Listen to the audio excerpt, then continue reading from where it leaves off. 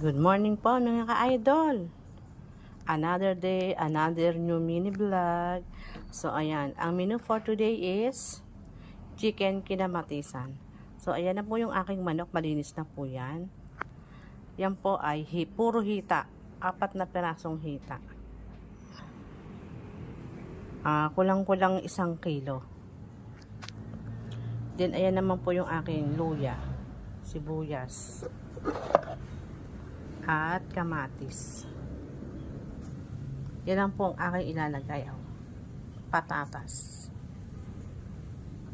Kasi patatas lang po ang kanilang kinakain. Yan. Unahin ko na po yung luya. Yan. Kapag po siya ay nag-golden brown na, saka ko susunod yung sibuyas. Ayan po. Dahil nag-golden brown na yung luya, lagyan ko ng sibuyas.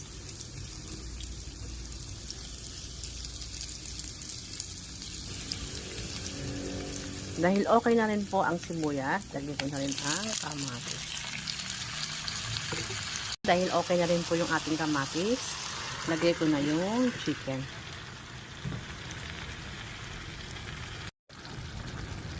Timplahan ko na siya ng patis.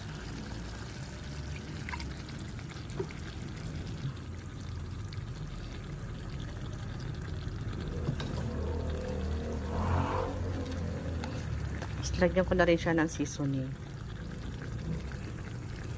para habang naluluto siya, lumalasa na rin yung mga inilagay nating condiments sa manok. Lagyan ko din siya ng asukal, pampabalance ng lasa. So ayan, halo-haloin lang natin hanggang sa alam po natin malutong mabuti. Saka ko ilalagay yung patatas.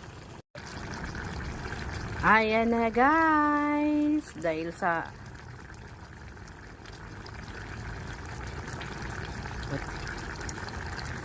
ayan po.